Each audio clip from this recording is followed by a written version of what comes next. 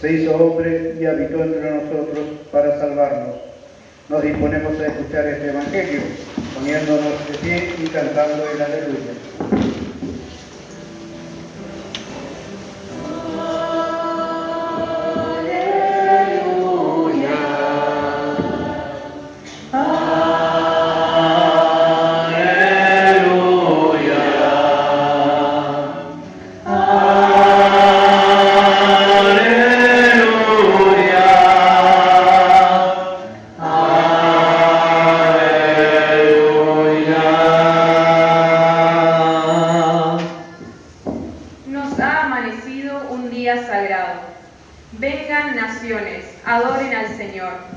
Porque hoy una gran luz ha bajado a la tierra.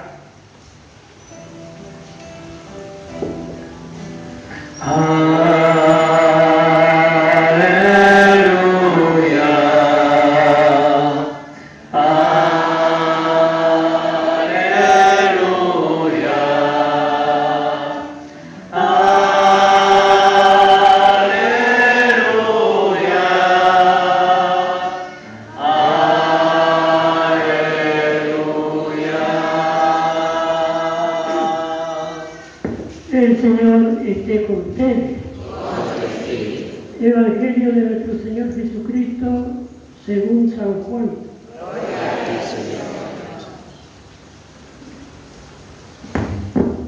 Al principio existía la palabra y la palabra estaba junto a Dios y la palabra era Dios. Al principio estaba junto a Dios. Todas las cosas fueron hechas por medio de la palabra y sin ella no se hizo nada de todo lo que existe. En ella estaba la vida y la vida era la luz de los hombres. La luz brilla en las tinieblas y las tinieblas no la percibieron. Apareció un hombre enviado por Dios que se llamaba Juan. Vino como testigo para dar testimonio de la luz, para que todos creyeran por medio de él. Él no era la luz, sino el testigo de la luz. La palabra era la luz verdadera que al venir a este mundo ilumina a todo hombre. Ella estaba en el mundo y el mundo fue hecho por medio de ella, y el mundo no la conoció. Vino a los suyos y los suyos no la recibieron. Pero a todos los que la recibieron les dio el poder de llegar a ser hijos de Dios. Ellos no nacieron de la sangre, ni por obra de la carne, ni de la voluntad del hombre, sino que fueron engendrados por Dios. Y la palabra se hizo carne y habitó entre nosotros. Y nosotros hemos visto su gloria, la gloria que recibe del Padre como Hijo único, lleno de gracia y de verdad. Juan da testimonio de él al declarar: este es aquel del que yo dije, el que viene después de mí me ha precedido, porque existía antes que yo. De su plenitud todos nosotros hemos participado y hemos recibido gracia sobre gracia. Porque la ley fue dada por medio de Moisés, pero la gracia y la verdad nos han llegado por Jesucristo. Nadie ha visto jamás a Dios. El que lo ha revelado es el Hijo único que está en el seno del Padre. Palabra del Señor.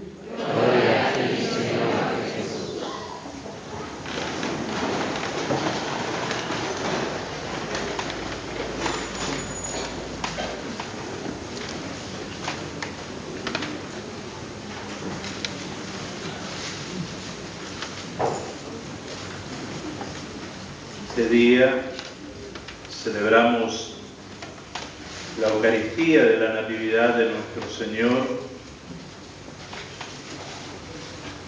y el profeta Isaías, así como anoche nos hablaba de ese pueblo que caminaba en la tiniebla y que de repente ha visto una gran luz,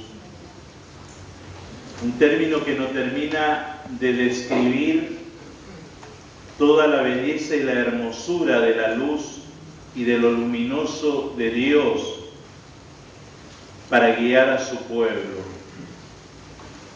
Recordemos el tema de la luz, que es algo que aparece a lo largo de la historia de la salvación y es aquella por la cual Dios, no solamente con su claridad, como dice la plegaria cuarta de la Eucaristía, ilumina la multitud de la creación y de esa manera nos permite apreciar la belleza de lo creado, sino que la luz es aquella que con su claridad y su calor comunica vida, nos da la capacidad de vislumbrar el horizonte, nos da la capacidad de orientarnos, nos da la capacidad de no errar el camino. Y recordemos la función que tenía la luz en el Antiguo Testamento, sobre todo cuando el pueblo peregrinaba de noche en el desierto. Dios los conducía hacia la tierra prometida a través de las columnas de fuego. Ellas guiaban el camino e iluminaba el peregrinar del pueblo durante la noche.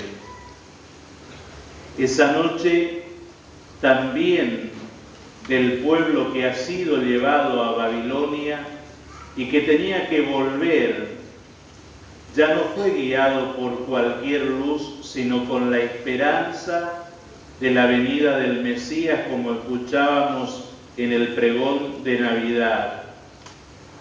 Él es la luz.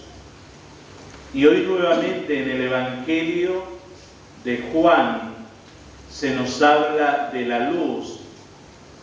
En la carta a los Hebreos se nos habla de la luz bajo el aspecto de la gloria, es decir, la gloria de Dios no es la gloria del poder, aquello que los hombres podemos decir está en su mayor apogeo de gloria porque tiene mayor poder.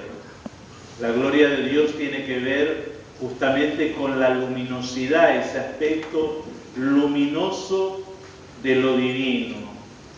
Y por eso va a decir el autor de la carta a los Hebreos, y nuestro lenguaje es pobre, que no termina de describir todo lo que significa la dimensión de la luz y la claridad de Dios en la vida del hombre.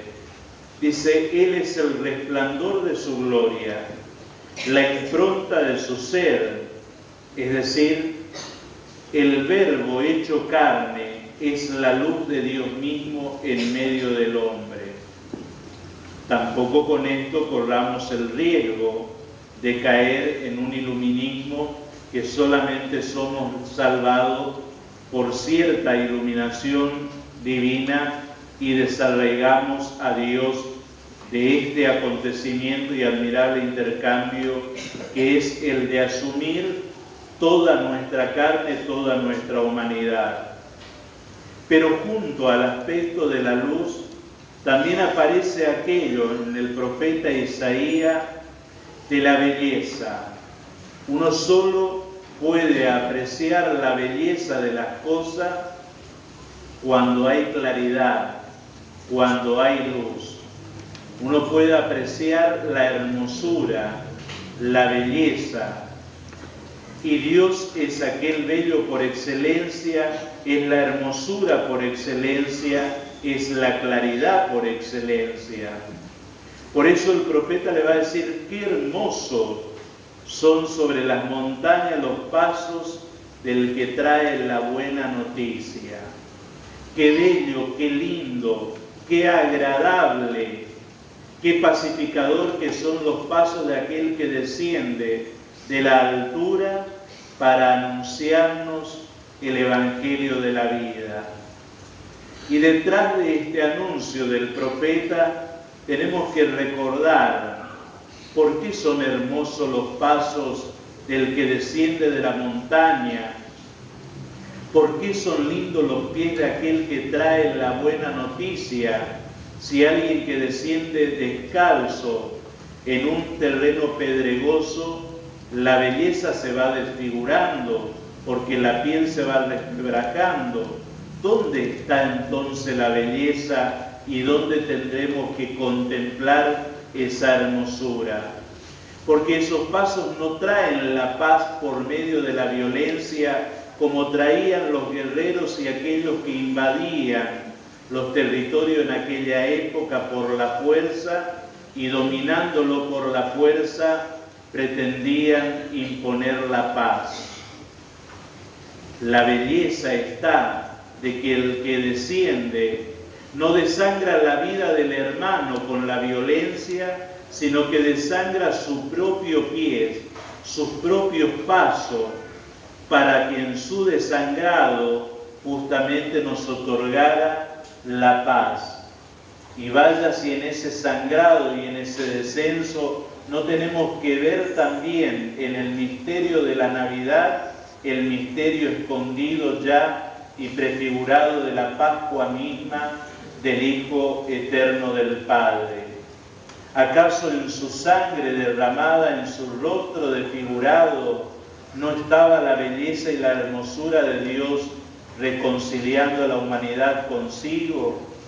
En ese rostro ultrajado, en ese cuerpo maltratado y herido y desangrado, no descendía y brotaba como un río la paz, y esa paz es buena noticia para el hombre. Todo eso aparece en la oración colecta cuando hoy rezábamos. Si creaste al hombre de un modo admirable, más admirablemente aún lo has redimido. Es decir, si la obra de la creación para el hombre, para la razón, para la mente humana, es el espectáculo más hermoso que proviene de Dios, más hermoso aún es el rescate que Dios hace del hombre mismo. Pero ¿cómo rescata la vida del hombre? ¿Cómo Dios me rescata a mí? ¿Cómo rescata mi historia, mi persona, mi familia, mi pasado? ¿Y cómo lo incorpora a su vida? Lo hace haciéndose hombre, lo hace entrando en mi vida, lo hace entrando en mi historia, y no entra como un fantasma o como un espíritu. Entra justamente como hombre, es aquel que hoy asume mi carne con toda su limitación, su pobreza y su miseria, con todas sus heridas. Asume mi carne para elevarla, para dignificarla, y por qué no decir también para glorificarla, porque cuando Él resucita es mi carne la que es glorificada, resucitada, y es esa carne que tomó de mí justamente en la encarnación la que resplandece y es la que puede iluminar a todo el mundo cuando Él resucita del sepulcro y triunfa sobre la muerte. Esa claridad ya nos anticipa también el prólogo del Evangelio de Juan. Dice, Él es la palabra. Todos nosotros fuimos llamados a la existencia por medio de Él. Dios pronunciaba la palabra y la palabra llamaba a la existencia. Me llamaba a la existencia a mí mismo y me llamaba a la existencia para que esté junto a Dios y estar con Dios. Y por eso también va a decir que la palabra es la que estaba en el mundo. Por ella fueron hechas todas las cosas, pero el mundo no la reconoció. El hombre con su capacidad intelectual a lo largo de la historia, y esto lo va a desarrollar el libro de la sabiduría, sobre todos los libros sapienciales en quien se inspira el Evangelio de Juan, y también el apóstol Pablo cuando predica a los paganos, le va a decir, ustedes por el ejercicio de la razón de la inteligencia no fueron capaces de descubrir en el orden de la naturaleza la existencia de un ser superior. Es decir, Dios a todos los hombres nos da la capacidad por diversos caminos de descubrir y encontrar de que hay alguien que le da hermosura, vida y belleza. Por eso también el autor de la carta a los Hebreos va a decir que Él, por medio de la palabra, es el que sostiene toda la creación. Es decir, es el que sostiene toda nuestra existencia y es lo que en teología se llama la providencia de Dios. Nuestro ser es sostenido en su ser mismo porque Dios, a través de su Hijo, nos sostiene en la existencia. Dice, la palabra estaba, los hombres no reconocieron. La luz vino al mundo, pero los hombres prefirieron las tinieblas. De vuelta aparece el tema que aparecía anoche. El hombre es aquel que trata de esconderse porque la luz deja siempre al descubierto toda nuestra vida. Cuando uno se expone a la luz queda expuesto lo bello y lo feo de uno.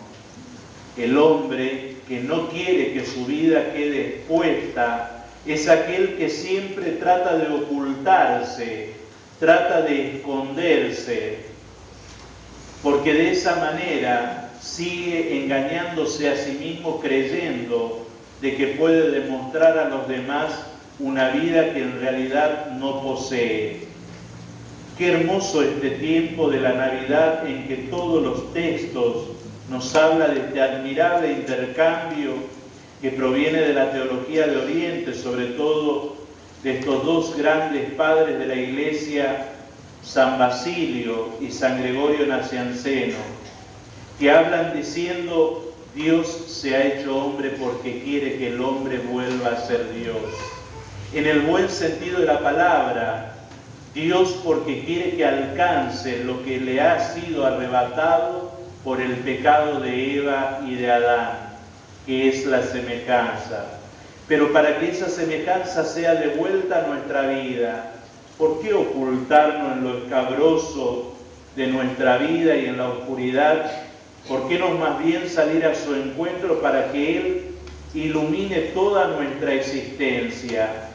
No avergonzarnos, como decía ya el domingo pasado, de aquellas cosas que no queremos ni siquiera recordar o escuchar de nuestra existencia.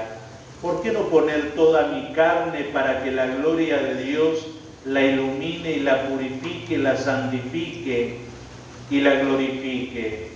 Si es aquel que ha acampado entre nosotros, no es alguien que nos visita, dice el texto, puso su carpa, puso su morada en medio de nosotros, no la puso al margen de nosotros, no se aisló de nosotros, puso en medio de nosotros.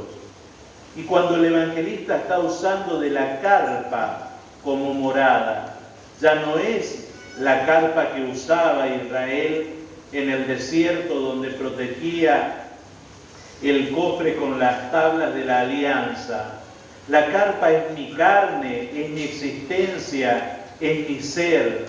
En esa carpa Dios pone su morada. En el lenguaje de Pablo va a decir, en mi cuerpo, en mi carne, en mi persona, todo Dios está habitando porque todo el Espíritu ha sido derramado en Él.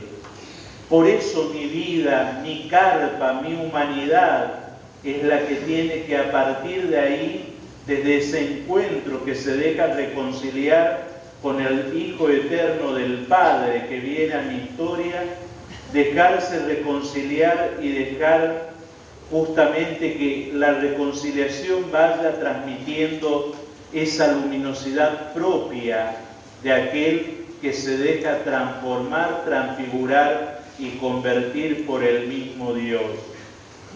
La palabra se hizo carne, habitó entre nosotros. Hemos visto su gloria, dice, la gloria que recibe del Padre, lleno de gracia y de verdad.